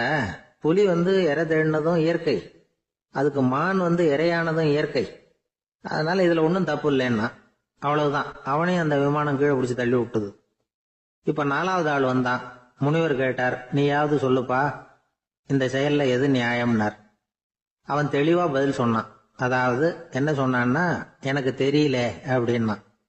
அவனை விமானம் கீழே தள்ளல, சௌரியமா அழைச்சிட்டு போட்டுது. இவனும் பிரயாணம் சௌக்கியமா பண்ணானா. ஆக இதுதான் சரியான பதில்ங்கிறத முனிவர் உணர்த்தினார். இந்த கதையிலிருந்து நாம புரிஞ்சுக்க வேண்டியது என்னன்னா, இந்த உலகத்துல எவ்வளவோ காரியங்கள் நடக்குது. அதெல்லாம் ஏன் அப்படி நடக்குதுங்கிறதுக்கு எப்பேற்பட்ட பண்டிதராலும் பதில் சொல்ல முடியாது. தெரியாததை தெரியாதுன்னு ஒத்துக்கிட்டா வாழ்க்கை பிரயாணம் சுகமா இருக்கும். அதனால தேவையில்லாத விஷயங்களை புரிஞ்சுக்கிறதுக்கு நேரத்தை செலவு பண்ணிட்டு இருக்க கூடாது. வாழ்க்கையை குழப்பிக்க கூடாது. வாழ்க்கைக்கு தேவையானது என்னவோ அதை மட்டும் புரிஞ்சுக்கிட்டா போதும். இந்த காலத்து ஆள் ஒருத்தன் ஒரு பெரியவரை தேடி வந்தான். ஐயா, ஒரு சந்தேகம்னா. என்ன உன்னுடைய சந்தேகம்னார். பகுத்தறிவுன்னா என்ன, விதின்னா என்ன அப்படின்னு கேட்டான். இதுக்கு அவரு, இப்ப உன்னுடைய வலது கால தூக்குன்னார். தூக்கணான். சரி, இப்ப உன்னுடைய வலது கால கீழே இறக்காம உன்னுடைய இடது காலையும் தூக்குன்னார். தூக்கணான். பொத்துன்னு கீழே விழுந்துட்டான். பெரியவர் சொன்னார், உன்னால ஒரு காலை தூக்க முடிஞ்சது, அதுதான் பகுத்தறிவு. 2 கால்களையும் ஒரே சமயத்துல தூக்கினா அடிபடும், அப்படிங்கிறது தான் விதி அப்படின்னு விளக்கம் கொடுத்தார். இவன் தன்னுடைய விதியை நொந்துகிட்டே இடுப்பை பிடிச்சுக்கிட்டு அங்கிருந்து நடந்து போயிட்டானான். ஒரு நாள் ஒரு 10-15 பள்ளிக்கூடத்து பிள்ளைங்க தேடிட்டு வந்தாங்க. உங்களை பார்த்துட்டு தான் போகணும், அதுக்காக தான் வந்திருக்கோம்னாங்க. என்ன விஷயம்னு கேட்டோம். நாங்கள்லாம் கூடி ஒரு முடிவு பண்ணியிருக்கிறோம், அதை உங்ககிட்ட சொல்லணும் அப்படின்னாங்க. அதுவும் ஒரு வாண்டு பையன் அதை சொன்னான். என்ன முடிவு அது அப்படின்னு கேட்டோம் ரொம்ப ஆர்வமாக. அதை இப்போ சொல்ல மாட்டோம், எங்களுக்கு பிடிக்கிற மாதிரி ஏதாவது ஒரு தகவல் சொன்னால் அதுக்கப்புறம் நாங்கள் அதை சொல்கிறோம் அப்படின்னா அந்த வாண்டு பையன். சரி, சின்ன பையன்கிட்ட இன்னைக்கு வசமாக மாட்டிக்கிட்டோம் அப்படின்னு நினச்சிக்கிட்டு அவங்களுக்கு தகுந்த மாதிரி ஒரு கதை சொல்ல ஆரம்பித்தோம். அது என்ன கதைன்னா, ஒரு பெரிய காடு, அதில் பலவிதமான மிருகங்கள். அந்த காட்டுக்கு ஒரு சிங்கம் தான் ராஜா. எப்பவும் காட்டுக்கு அது தானே ராஜா. ஒரு பெரிய யானைக்கு இது பொறுக்கலை. என்ன இது, எப்போ பார்த்தாலும் இங்கே சிங்கத்துக்கே ராஜா பதவி கிடைக்குது, நான்லாம் எவ்வளவு பலசாலியாக இருக்கிறேன், அப்படி இருந்தும் எனக்கு அந்த பதவி கிடைக்கலையே அப்படின்னு தனக்குள்ளே பொறுமிக்கிட்டே இருந்தது. ராஜா பதவியை நினச்சி ரொம்ப ஏக்கம், அதுக்கு பதவி மோகம். இந்த சமயம் பார்த்து ஒரு குள்ள நரி கூட்டம் அதை தேடிட்டு வந்தது. ஐயா பெரியவங்களே, நீங்கள் இந்த காட்டுக்கு ராஜாவாக இருக்க ஆசைப்படுறீங்க, அதில் ஒன்றும் தப்பு இல்லை. ஆனால் அதுக்கு முன்னாடி நீங்கள் எங்கள் கூட்டத்துக்கு கொஞ்ச நாள் தலைவராக இருங்க, அதாவது ராஜாவாக இருங்களேன், உங்களுக்கும் ஒரு ட்ரைனிங் கிடைச்சது மாதிரி இருக்கும் அப்படின்னு சொல்லியிருக்குது இந்த கூட்டம், குள்ள நரி கூட்டம். இதை கேட்ட உடனே யானைக்கு ரொம்ப சந்தோஷம் தாங்கலை. அதுதான் எப்போன்னு பதவிக்காக காத்துக்கிட்டு இருக்குதே. இருந்தாலும் கொஞ்சம் பிகுவோட, சரி நீங்கள்லாம் இவ்வளோ தூரம் என்ன தேடிட்டு வந்து கேட்கறதுனால மறுக்க முடியல அப்படின்னு ரொம்ப ஏதோ அவளுக்கு சிரமப்பட்டு ஒத்துக்கிறது மாதிரி ஒத்துக்கிட்டது. ஏதோ உங்கள் ஆசைக்கு கட்டுப்படுறேன், கொஞ்ச நாள் உங்கள் கூட்டத்துக்கு ராஜாவாக இருக்கிறதுக்கு சம்மதிக்கிறேன் அப்படின்னுது. உடனே அந்த யானை ராஜ நட போட ஆரம்பிச்சிட்டுது. யானை சாதாரணமாக நடந்தாவே எப்படி இருக்குங்கிறது நமக்கு தெரியும். அதுவே ராஜ நட நடந்தா எப்படி இருக்கும் கற்பனை பண்ணி பாருங்க. யானை முன்னாடி கம்பீரமாக போய்கிட்டு இருக்குது, தலைவர் இல்லையா, அதனால குள்ள நரிகள்லாம் ரொம்ப அடக்கமாக அது பின்னாடி அணிவகுத்து போயிட்டு இருக்குது. ராஜா வாழ்க, மன்னர் வாழ்க அப்படின்னு கோஷம் வேற. யானைக்கு தலைகால புரியல, அவ்வளவு சந்தோஷம். அந்த யானைக்கு செருக்கு, ஆணவம் எல்லாம் ஏற்பட்டு போச்சு. அதுக்கப்புறம் அது தரையை பார்க்குமா, நிமிர்ந்து நடக்க ஆரம்பிச்சுட்டுது. தரையை பார்க்கறதே இல்லை. அப்படி போயிட்டு இருக்கிறப்போ ஒரு சதுப்பு நிலத்துல திடீர்னு காலை வச்சுட்டுது. அவ்வளவுதான், கால் உள்ள போயிட்டுது. இன்னொரு காலை எடுத்து வச்சுது, அதுவும் உள்ள போயிட்டுது. அந்த 2 காலையும் எடுக்கிறதுக்காக அடுத்த 2 காலையும் அழுத்திச்சு, அதுவும் உள்ள போக ஆரம்பிச்சுட்டுது. இப்ப 4 காலம் வசமா சேத்துல அழுந்தி போச்சு, எடுக்க முடியல. குள்ள நரிகள்லாம் அதை சுத்தி சுத்தி வந்தது. சிலது சுத்தி நின்று டான்ஸ் ஆட ஆரம்பிச்சுட்டுது யானையை பார்த்துட்டு. இதை யானை பார்த்தது. என்ன இது, தலைவர் நான் தவிச்சுக்கிட்டு இருக்கிறேன், தொண்டர்கள்லாம் சுத்தி நின்று வேடிக்கை பார்த்துக்கிட்டு இருக்கிறீங்க, டான்ஸ் ஆடுறீங்க அப்படின்னு கேட்டுதான். தொண்டர்களே, தலைவர் நான் தவிச்சுக்கிட்டு இருக்கிறது உங்களுக்கு தெரியலையா? இப்போ உடனே உங்க தலைவரை காப்பாற்ற வேண்டியது உங்க கடமை இல்லையா அப்படின்னு கத்துச்சான் அந்த யானை. குள்ள நரிகளில் ஒன்று முன்னாடி நின்று அந்த யானையை பார்த்துதான், தலைவரே எங்களுக்கு ரொம்ப நாளா ஒரு ஆசை, அந்த ஆசையை நிறைவேற்றிக்கிறதுக்காகத்தான் உங்களை எங்க தலைவரா ஏத்துக்கிறோம்னு சொன்னோம் அப்படின்னு தான். என்ன ஆசைன்னு கேட்டிருக்கு யானை. யானை கறி சாப்பிட்டு பார்க்கணுங்கிறது எங்களுக்கு ரொம்ப நாளா ஆசை, அது இன்னைக்கு தான் நிறைவேற போகுது அப்படின்னு தான் அந்த நரி. இதை கேட்ட உடனே அந்த யானை அப்படியே மூர்ச்சி ஆயிட்டு தான். நரிகள்லாம் அது மேலே ஏறி குதற ஆரம்பிச்சுட்டு தான். பதவி மேல இருந்த பேராசை அந்த பலசாலியான யானையையே மாட்டி விட்டுட்டு பாத்தீங்களா அப்படின்னு சொல்லி முடிச்சோம் இந்த கதையை அந்த சின்ன பிள்ளைங்க கிட்ட. சரிங்க, இப்ப நாங்க உங்களை தேடி வந்த விஷயம் என்னங்கறத சொல்லவா அப்படின்னா ஒரு வாண்டு பையன். சீக்கிரம் சொல்லு தம்பி, சஸ்பென்ஸ் தாங்கல அப்படின்னோம். அவன் மெதுவா எங்களை பார்த்து சொல்றான், எங்களுக்கு கொஞ்ச நாள் நீங்க தலைவரா இருந்தா தேவல அப்படின்னு. கிபி 1078 வருஷம் மார்ச் மாதம் 19ஆம் தேதி திங்கட்கிழமை அதிகாலை நேரம் ஒரு குழந்தை பிறந்தது. எங்க தெரியுமா?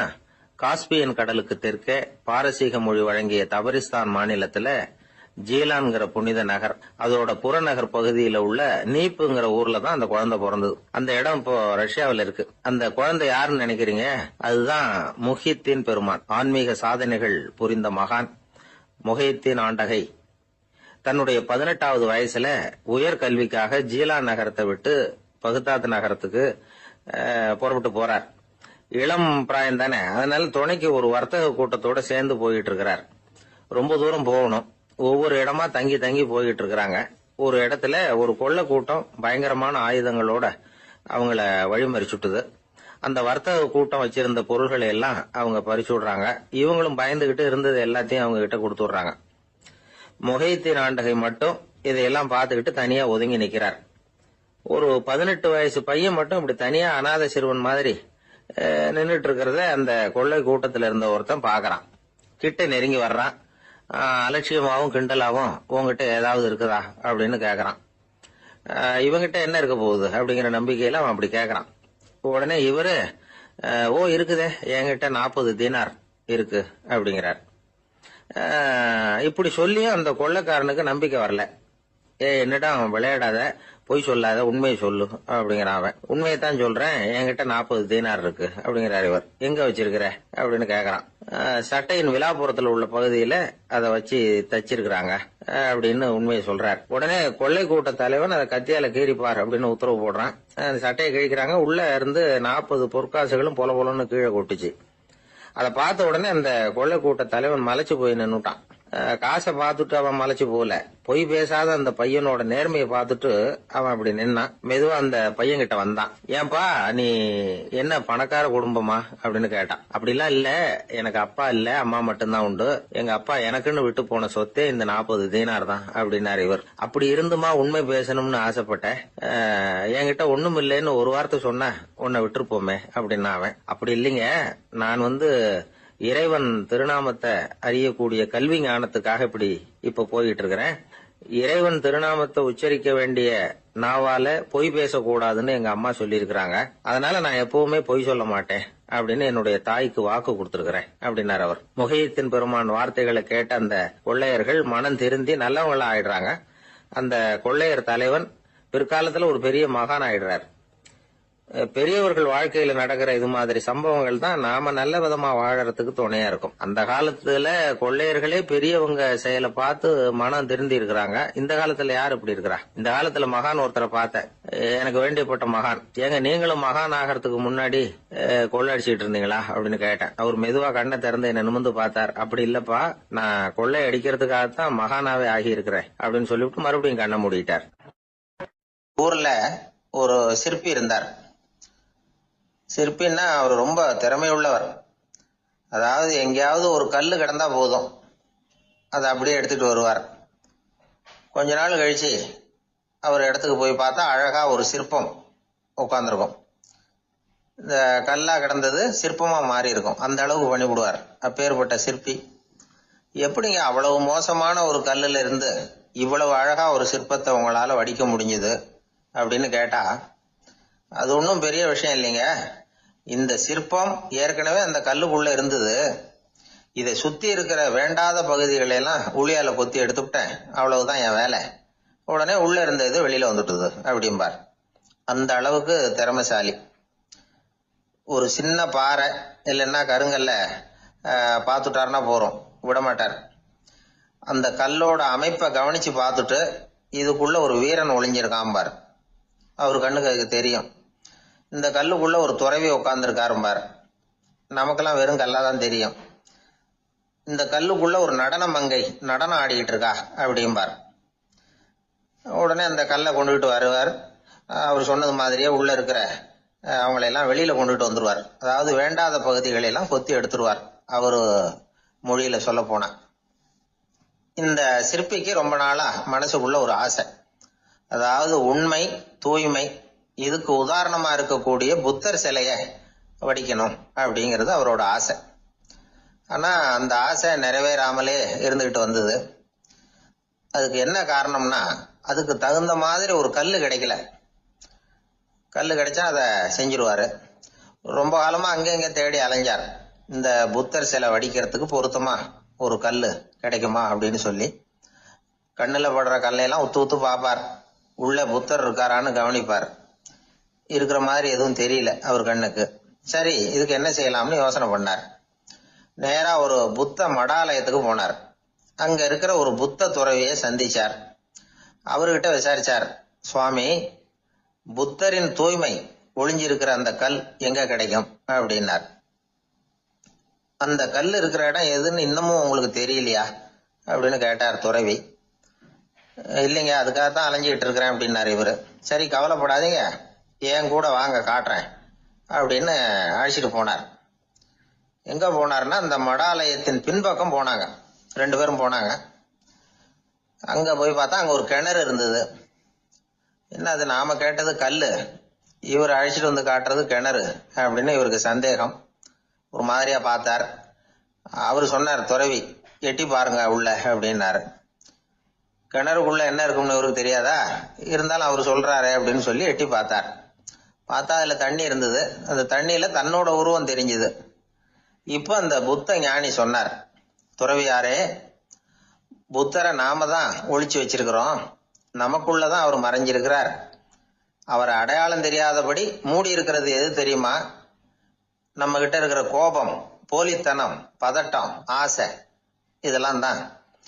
அறிவு அப்படிங்கிற ஒளியால அதையெல்லாம் செதுக்கி எடுத்துட்டோம்னா அந்த அழகான புத்தர் வெளியில வந்துருவார் அப்படின்னு சொன்னார் துறவி. அதனால நமக்குள்ள இருக்கிற நம்மள நமக்கே அடையாளம் தெரியல அப்படிங்கிறது தான் உண்மை. இந்த உண்மையான மனிதன் உள்ளே இருக்கிறான். இவரு கல்லை பார்த்துட்டு உள்ள யார் இருக்காங்கிறது அவருக்கு தெரிஞ்சது சிற்பிக்கு. ஆனா உண்மையான புத்தர் எங்க இருக்காருங்கிறத அவரால் அடையாளம் கண்டுபிடிக்க முடியல. அப்படிதான் பல பேர் இன்னைக்கு இருந்துகிட்டு இருக்கிறோம். ஒரு அப்பா தன்னுடைய பிள்ளைக்கு புத்தி சொன்னார், அதோ பாருப்பா, மனசுதான் கல்லு, அறிவு தான் ஒளி.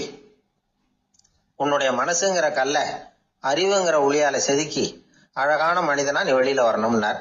அதுக்காக தான்ப்பா தேடிட்டு இருக்கேன்னா அவன். மனசுங்கிற கல்ல தேடிக்கிட்டு இருக்கிறியா அப்படின்னு கேட்டார். இல்லப்பா, அறிவுங்கிற ஒளி எங்க இருக்குன்னு தெரியல எனக்கு, அதை தான் தேடிக்கிட்டு இருக்கிறேன் அப்படின்னு நானா. அதனால அறிவை தேடிக்கிட்டு இருக்கிறவன் என்னைக்கு உண்மையை கண்டுபிடிக்க போறான்? அதையே கண்டுபிடிக்க முடியலங்கும் பொழுது, அதனால நாம் யார் அப்படிங்கறது நமக்கு அடையாளம் தெரியணும். அந்த அடையாளம் தெரிஞ்சுட்டா வாழ்க்கையில வெற்றி நிச்சயம். நாட்டுல நல்லவங்க ஒருத்தர் 2 பேர் இருக்கிறதுனால தாங்க மழையே பெய்யுது அப்படின்னு சொல்றது உண்டு. நல்லார் ஒருவர் உளரேல் அவர் பொருட்டு எல்லாருக்கும் பெய்யும் மழை. சில சமயம் ரொம்ப பேர் திடீர்னு நல்லவங்களா ஆயிடுவாங்க போல இருக்கு. அதனாலதான் விடாம பேய் மழையா கொட்டி தீர்த்துடுது. எல்லாரும் நல்லவங்களாயிட்டா உலகமே தாங்காது போல இருக்க. அப்பப்ப ஒருத்தர் 2 பேர் நல்லவங்களாகணும், அப்பதான் சீரா மழை பெய்யும். மாசத்துக்கு 3 பேர் நல்லவங்களானா மாதம் மும்மாரி பொழியும். இதெல்லாம் வேடிக்கை பேச்சு. இப்போ இதெல்லாம் ஒரு பக்கம் இருக்கட்டும், இப்போ விஷயத்துக்கு வருவோம். ஒரு கும்பல்ல நல்லவன் யாரு அப்படிங்கறத எப்படி கண்டுபிடிக்கிறது? இதுக்கு ஒரு வேடிக்கை கதை உண்டு. என்னுடைய நண்பர் ஒருத்தருக்கு அவங்க பாட்டியம்மா சொன்ன கதையா அது. அது என்ன கதைன்னா, ஒரு ஊர்ல ஒரு சமயம் பலமான மழை பெய்ய ஆரம்பிச்சுட்டு தான். இடி மின்னல் ரொம்ப கடுமையா இருந்திருக்குது. ஆரம்பிச்ச மழை வர வர கடுமையா ஆகிட்டு இருக்குதே தவிர நிக்கிற பாடா தெரியல. ஊர் ஜனங்கள்லாம் பார்த்தாங்க. இதுக்கு மேலேயும் வீட்டு உள்ள இருந்தா ஆபத்துங்கிறத புரிஞ்சுக்கிட்டாங்க. ஏன்னா வீடெல்லாம் இடிஞ்சு விழுந்துருமோங்கிற பயம். உடனே எல்லாரும் புறப்பட்டு ஊருக்கு பொதுவா இருந்த ஒரு மண்டபத்துல போய் தங்கிக்கிட்டாங்க. மின்னல் கடுமையா இருந்தது. இடி எந்த நேரத்திலையும் விழலாம்ங்கிற நிலைமை. எப்போ விழலாம்னு பார்த்துக்கிட்டு இருக்குது. அந்த மண்டபத்துல இருந்த ஜனங்கள் மனசுக்குள்ள ஒரு பயம். நம்ம கூட்டத்துல யாராவது ஒரு கெட்டவன் பாவம் பண்ணவன் இருந்தா கூட இடி இந்த மண்டபத்துல விழுந்துரும், அது எல்லாருக்கும் ஆபத்து அப்படின்னு நினைச்சாங்க. சரி, இதுக்கு என்ன பண்ணலாம் அப்படின்னு யோசனை பண்ணாங்க. அந்த கூட்டத்துல ஒரு பெரியவர் இருந்தார். அவரு ஒரு யோசனை சொன்னார். இதோ பாருங்க, அதுக்கு ஒரு வழி இருக்கு. அதோ எதிர்த்தாப்புல கொஞ்சம் தூரத்துல ஒரு உயரமா மரம் ஒண்ணு இருக்கு பாருங்க. பொதுவா இடி சுலபமா விழறது அது மாதிரி உயரமான மரத்துல தான். நம்ம கூட்டத்துல இருக்கிறவங்க எல்லாரும் ஒவ்வொருத்தரா போய் அந்த மரத்தை தொட்டு விட்டு திரும்பி வந்துடணும். நம்மள பாவம் பண்ணவன் யாரோ அவன் அந்த மரத்தை தொடுற சமயத்துல இடி விழுந்துரும், அவன் மட்டும் போயிடுவான், மண்டபத்துல இருக்கிற நாமெல்லாம் பொழைச்சிக்கலாம் அப்படின்னு ஐடியா கொடுத்தாரு அந்த பெரியவர். இது நல்ல யோசனையா பட்டது. எல்லாரும் ஒத்துக்கிட்டாங்க. ஒவ்வொருத்தரா போய் அந்த மரத்தை தொட்டு விட்டு திரும்பி வந்தாங்க. இடி எதுவும் விழல. இன்னமும் பாவம் பண்ண ஆசாமி அதை போய் தொடல போல இருக்கு அப்படின்னு நினைச்சுக்கிட்டாங்க. ஒவ்வொருத்தரா போறாங்க, எல்லாரும் போய் தொட்டு விட்டு வந்தாச்சு. இன்னும் ஒரே ஒரு ஆசாமி தான் பாக்கி. கடைசியா இருந்த அந்த ஆள் பயந்துட்டான். இது வரைக்கும் இடி விழலைன்னா இப்ப என்ன அர்த்தம்? இப்ப நாம தான் பாக்கி, நாம தான் தப்பு பண்ண ஆள் போல இருக்கு அப்படின்னு நினைச்சுட்டான். அதனால துணிச்சலா போய் தொடுறதுக்கு பயந்தான், தயங்கிக்கிட்டே இருந்தான். இருந்தாலும் மற்றவங்க எல்லாம் சும்மா இருப்பாங்களா? கட்டாயப்படுத்தி கழுத்தை பிடிச்சி தள்ளாத குறையா அவனை தள்ளி விட்டாங்க, போய் தொட்டுட்டு வாடான்னு. அவன் நடுங்கிட்டே போய் அந்த மரத்தை தொட்டான். அதே வினாடி ஒரு பயங்கரமான மின்னல் இடி விழுந்துட்டுது. எங்க விழுந்தது தெரியுமா? அந்த ஆள் மேல இல்ல, மண்டபத்துல விழுந்தது. மண்டபத்துல இருந்தவங்க பூரா காலி. அந்த ஒரு ஆள் மட்டும் பொழைச்சுக்கிட்டான். இந்த ஒரு ஆளை காப்பாத்துறதுக்காக தான் இடி மண்டபத்துல விழாம இருந்திருக்குது. இதுதான் கதை. அதனால நல்லவங்க எப்படியும் தப்பிச்சுக்குவாங்க அப்படிங்கிறது ஒரு நீதி. ஒருத்தன் அப்படிதான் தெருவில் நடந்து போய்கிட்டு இருந்தான், ரொம்ப நல்லவன். எதிரில் ஒருத்தன் சைக்கிள்ல வந்துகிட்டு இருந்தான். அதுல மோதி இவன் கீழே விழுந்துட்டான். சைக்கிள்காரன் உடனே இறங்கி இவனை தூக்கி விட்டான். இவன் எழுந்திரிச்சு அவனை முறைச்சி பார்த்தான்.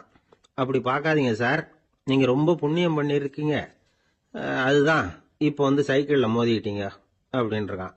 என்ன அப்படி சொல்றேன் நானா? இவன் 10 நிமிஷத்துக்கு முன்னாடி நான் லாரி ஓட்டிட்டு வந்தேன், அப்போ நீங்க எதிரில் வந்திருந்தீங்கன்னா என்ன ஆயிருக்கும் அப்படின்னானா அவன். ஒரு ஊர்ல ஒரு கோயில் இருந்தது. ரொம்ப பழைய கோயில். உள்ள போறதுக்கே பயமா இருக்கும். எந்த நேரத்துல இடிஞ்சு விழுந்துருமோ அப்படிங்கிற பயம். அப்படி இருந்ததுனால யாரும் துணிஞ்சு சாமி கும்பிடுறதுக்கு அங்க போறதில்ல. கோயிலுக்கு வர்ற கூட்டம் கொஞ்சம் கொஞ்சமா குறைய ஆரம்பிச்சுட்டுது. கோயில் நிர்வாகிகள் எல்லாரும் கூடி உட்காந்து பேசினாங்க. என்ன பண்ணலாம்னு யோசனை பண்ணாங்க. எந்த இடம் மோசமா இருக்கோ அந்த இடத்த பழுது பார்த்தாங்க. அங்க எங்க வர்ணத்தை பூசி கொஞ்சம் அழகுபடுத்தி பார்த்தாங்க. ஏதோ இந்த ஊர்ல கோயில்னு ஒண்ணு இருக்கு, அது மக்களுக்கு தெரியணும் அப்படிங்கிறதுக்காகத்தான் இப்படிலாம் பண்ணாங்க. இருந்தாலும் கோவில் இருக்கிற நிலைமை மக்களுக்கு தெரியும். அதனால அங்க வர்றது குறைச்சிக்கிட்டாங்க அவங்க. ஒரு கட்டத்துல யாருமே வர்றதில்ல. நிலைமை அந்த அளவுக்கு ஆயிட்டுது. மறுபடியும் கோவில் நிர்வாகிகள் கூட்டம் நடந்தது. இந்த கூட்டம் கூட கோயிலுக்கு உள்ள நடக்கல. இடிஞ்சு விழுந்துருமோங்கிற பயம். அதனால வெளியில தான் உட்காந்து கூட்டத்தை நடத்தினாங்க. ஏன்னா உள்ள போறதுக்கு அவங்களுக்கும் துணிச்சல் கிடையாது. எந்த நேரமும் விழுந்துரும் போல இருந்தது அது. அது வழியா போறவங்க கூட வேகமா அந்த இடத்த கடந்து போக ஆரம்பிச்சிட்டாங்க.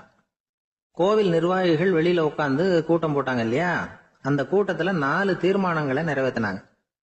அது என்ன 4 தீர்மானம்னா, முதல் தீர்மானம், இந்த கோவிலை இடிப்பது அப்படிங்கிற முடிவை இந்த கமிட்டி மிகவும் வருத்தத்துடன் ஏற்றுக்கொள்ளுகிறது அப்படின்னு நிறைவேற்றினாங்க. இதுக்கு பதிலா இன்னொரு கோவிலை உடனடியாக கட்டி முடிச்சுடணுங்கிறது 2வது தீர்மானம். 3வது தீர்மானம் என்ன தெரியுமா? பழைய கோவிலின் கதவுகள், அதிலிருந்து பிரிச்சு எடுக்கிற செங்கல், இதையே புது கோவில் கட்டுவதற்கு பயன்படுத்தி கொள்ள வேண்டியது. பழைய கோவில் இருந்த மாதிரியே அதே வடிவத்துல புது கோவிலையும் கட்ட வேண்டியது. பழைய கோவிலின் அஸ்திவாரத்தை அப்படியே வச்சுக்கிட்டு அதுக்கு மேல நாம கோயிலை கட்டிக்க வேண்டியது. இதுதான் 3வது தீர்மானம். இதையும் கமிட்டி முழு மனசோட ஏத்துக்கிட்டது. இது வரைக்கும் சரி. இப்ப அந்த கமிட்டி 4வதா ஒரு முக்கியமான தீர்மானத்தை கொண்டுகிட்டு வந்து அதையும் ஏகமனதா நிறைவேற்றி விட்டது.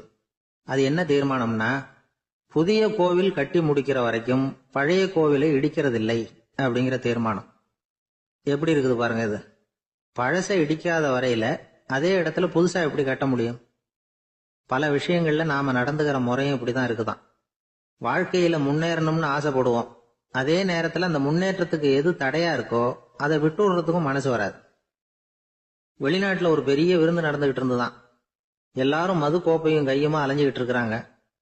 ஒருத்தர் மட்டும் கையில எதுவும் இல்லாம ரொம்ப நல்ல பிள்ளையா சாதுவா ஒரு ஓரமா தனியா உட்கார்ந்துருக்கிறார்.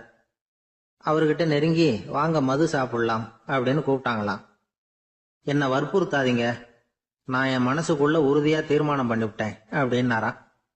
என்ன தீர்மானம் பண்ணிருக்கீங்க அப்படின்னு கேட்டிருக்காங்க. ஏற்கனவே முழு போதையில இருக்கும் பொழுது மறுபடியும் மது கோப்பையை தொடறதில்லை அப்படின்னு தீர்மானம் பண்ணிருக்கேன் அப்படின்னாராம். ஒரு சின்ன பையன் வந்தான். அவனை பார்த்து ஒரு கேள்வி கேட்டோம். ஏன்பா உங்க வீட்டில் அம்மா புத்திசாலியா அப்பா புத்திசாலியா அப்படின்னு. அவன் அலட்சியமா நம்மளை பார்த்து சிரிக்கிறான். என்ன சார் இது, இந்த காலத்தில் இது கூட தெரியாமல் இருக்கிறீங்களே அப்படிங்கிறான். ஒரு சின்ன பையன் நம்மளை பார்த்து இப்படி கேட்டு விட்டானே அப்படின்னு நினைக்கிறப்போ நமக்கு ஒரு மாதிரி ஆகிடும்.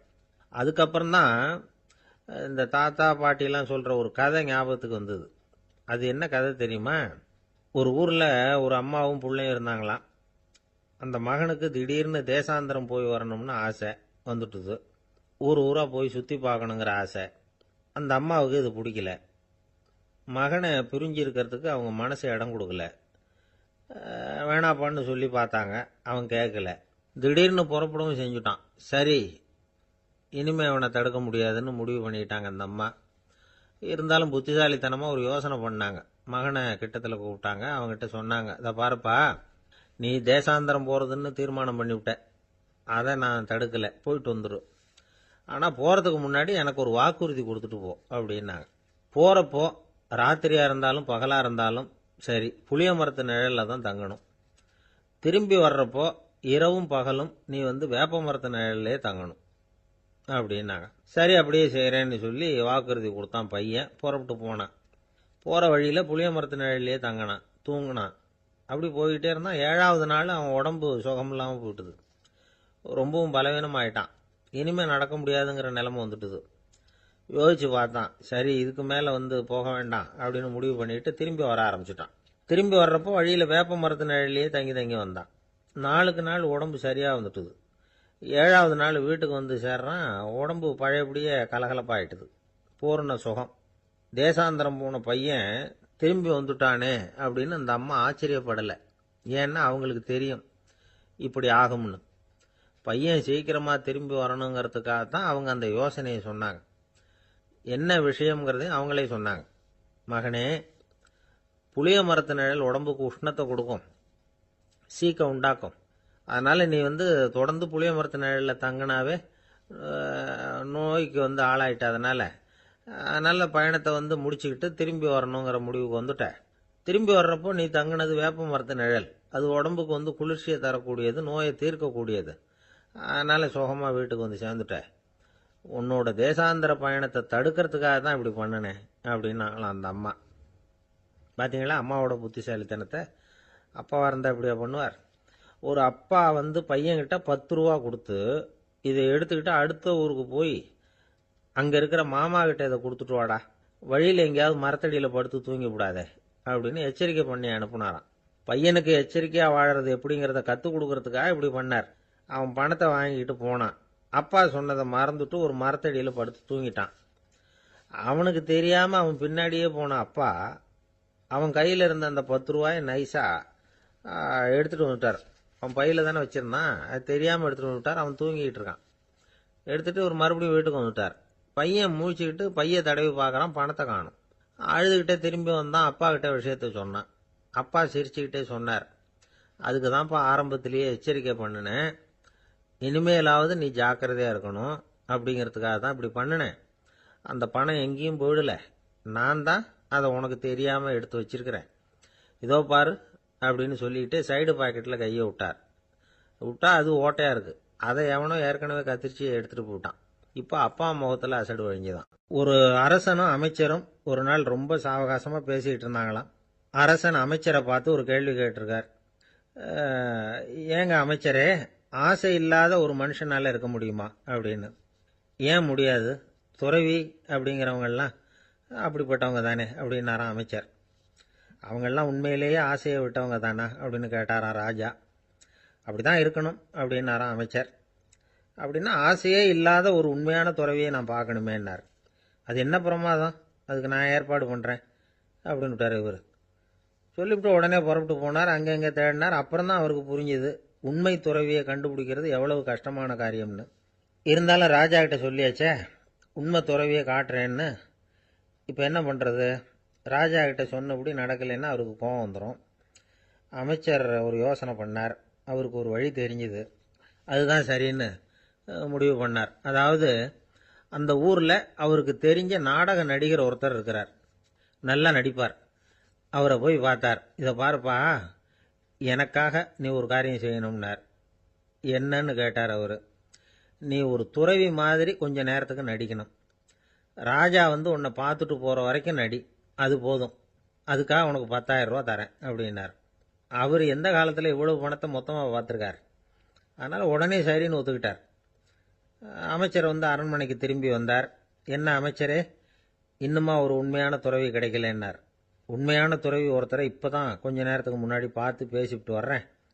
அவர் நம்ம ஊருக்கு வெளியில் குளத்தங்கரையில் உள்ள ஒரு ஆலமரத்துக்கு அடியில் உட்காந்துருக்கிறார் அப்படின்னார் இவர். அப்படின்னா உடனே புறப்படுங்க அப்படின்னார் ராஜா. பரிவாரங்களோடு புறப்பட்டார். அங்கே அந்த மரத்தடியில் அந்த ஆள் வேஷம் போட்டுக்கிட்டு துறவி மாதிரி உட்காந்துருக்கிறான். ராஜா நேராக போனார். அந்த துறவி காலில் பொத்துன்னு விழுந்து வணங்கினார். உடனே ராணி அவர் காலில் விழுந்தாங்க. அடுத்தபடியாக அமைச்சர் விழுந்தார். அவருக்கு தெரியும் இது நம்ம ஆள் தான்னு. இருந்தாலும் என்ன பண்ணுறது, நேரம். அப்புறம் பரிவாரங்கள்லாம் துறவி காலில் விழுந்து ஆசீர்வாதம் வாங்கிட்டாங்க. ராஜா அப்புறமா தங்கத்தட்டில் பொன்னையும் பொருளையும் வச்சு அந்த துறவிகிட்ட ரொம்ப பணிவாக நீட்டுறார். தாங்கள் தயவு பண்ணி இதை ஏற்றுக்கணும் அப்படின்னு வேண்டிக்கிட்டார்.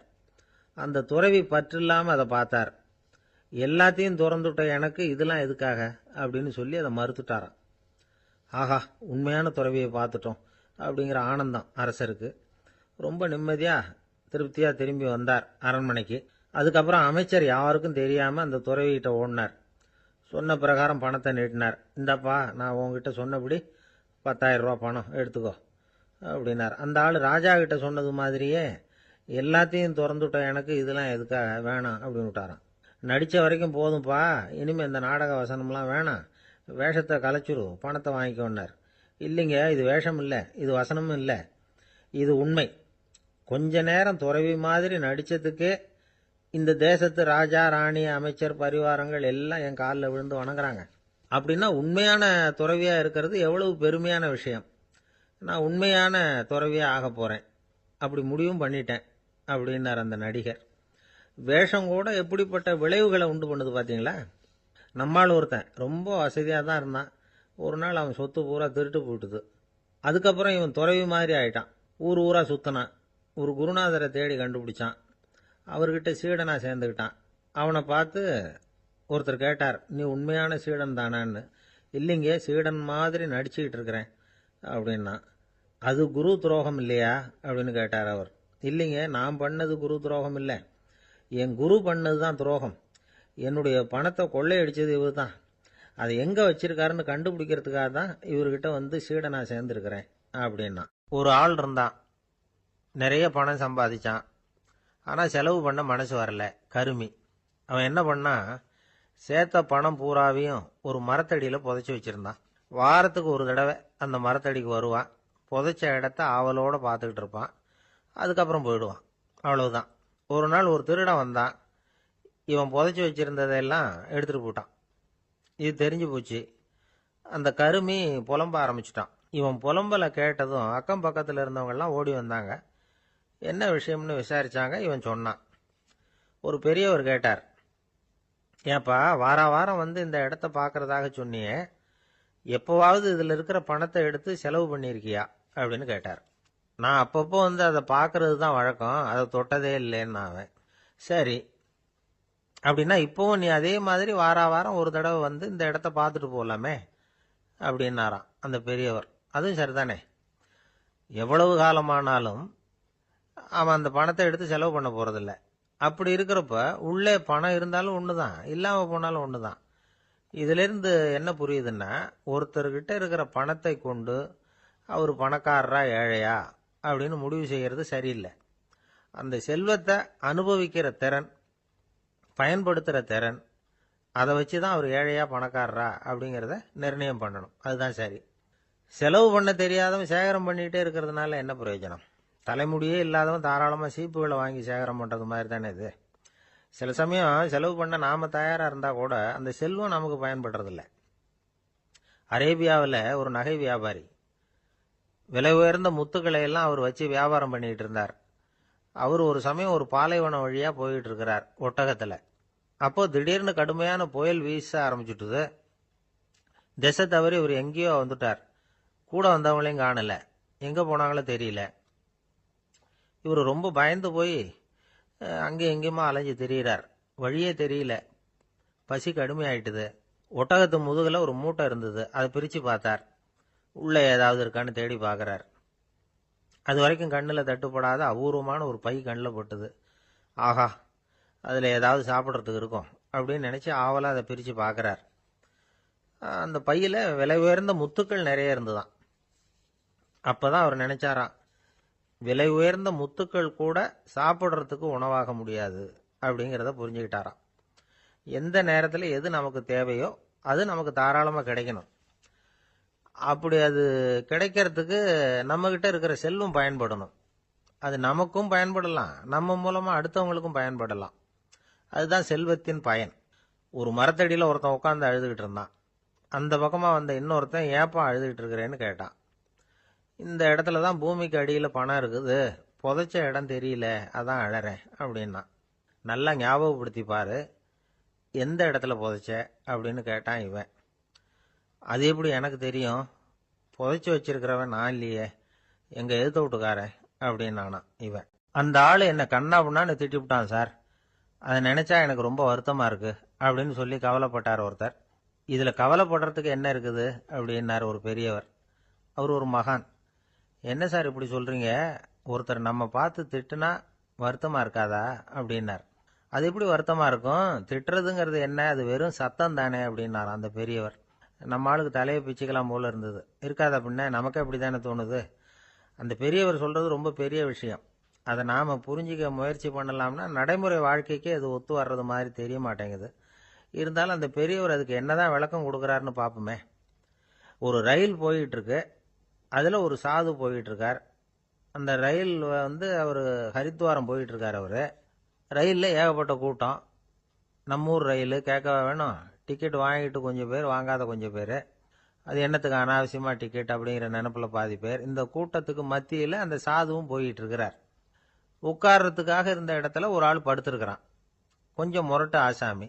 அவன் காலு பக்கத்துல கொஞ்சோண்டு இடம் பாக்கி இருந்தது. அந்த இடத்துல இந்த சாது உட்காந்துருந்தார். மெதுவா உட்காந்துக்கிட்டார் போய். ஆனா அந்த ஆளு ராத்திரி பூரா இவரை காலால உதச்சிக்கிட்டே இருக்கிறான். அது இவருக்கு ரொம்ப அவமானமா பட்டுது. அதனால துக்கம் ஏற்பட்டது. இருந்தாலும் அதை ஒரு மாதிரியா சகிச்சுக்கிட்டே இவர் சேர்ந்தார். பொழுது விடிஞ்சது. அந்த சாது ஹரித்வார் சேர்ந்தார். அங்க ஒரு பெரிய ஞானியை சந்திச்சார். ராத்திரி ரயில்ல அந்த ஆள் உதைச்சதையும் அதனால தனக்கு ஏற்பட்ட துக்கத்தையும் இந்த சாது அந்த ஞானி கிட்ட சொன்னார். சொல்லிவிட்டு, ஏன் சுவாமி, எனக்கு துக்கம் ஏற்பட்டதே அது தப்பா அப்படின்னு கேட்டார். தவறுதான் அந்த ஞானி. உனக்கு இன்னமும் தேக அபிமானம் போகலேங்கிறது தான் அது காட்டுது. அஷ்டாவக்கிரர் என்ன சொல்றார் தெரியுமா?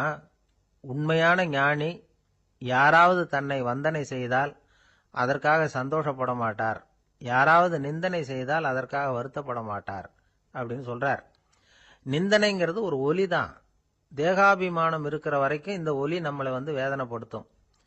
நான் தேகம் இல்லை, ஆத்மா அப்படிங்கிற நினைவு இருந்தா இந்த ஒலி நம்மளை பாதிக்காது. மனு என்ன சொல்றார் தெரியுமா? ஒரு சாதகன் பாராட்டுதலை விஷம்னு நினைச்சு பயப்படணும், அவமானத்தை அமிர்தம்னு நினைச்சு சந்தோஷப்படணுங்கிறார். அவமானப்பட்டா கவலைப்படாம எப்படி இருக்க முடியும் அப்படின்னு தான் நமக்கு தோணும். அதனாலதான் நம்மள யாரும் இதுக்கு உதாரணமா யாரையும் காட்ட முடியல. புத்தரையும் கபீரையும் உதாரணமா காட்டுறாங்க. அவங்களுக்கெல்லாம் அவமானம் ஏற்பட்டப்போ கவலையே படலையாம். புத்தரை அவமானப்படுத்தணுங்கிறதுக்காக கௌசாம்பி ராணி ஒரு இளம் பெண்ணை கொலை பண்ணி சடலத்தை புத்தர் குடிசைக்கு முன்னாடி போட சொன்னார். போட்டாங்க.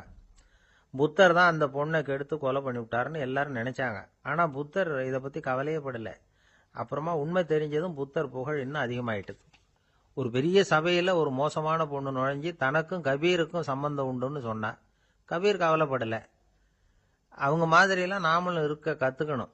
நிந்தனை, அபகீர்த்தி, அவமானம் எல்லாம் ஆண்டவன் கொடுக்கிற பிரசாதம்னு நினைக்கணும் அப்படின்னு சொல்றார் அந்த ஞானி.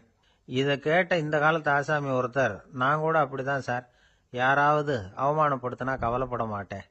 நேத்து கூட ஒருத்தர் என்ன பலார்னு அரைஞ்சுட்டார், நான் கொஞ்சம் கூட கவலைப்படல, பேசாம வந்துட்டேன்னார். ஏன் அப்படி வந்துட்டீங்க அப்படின்னு. அவர் அரைஞ்சதுலேயும் ஒரு அர்த்தம் இருந்தது, அதனாலதான் அப்படி வந்துட்டேன்னார். ஏன் அரைஞ்சாருன்னு கேட்டேன். 10 வருஷத்துக்கு முன்னாடி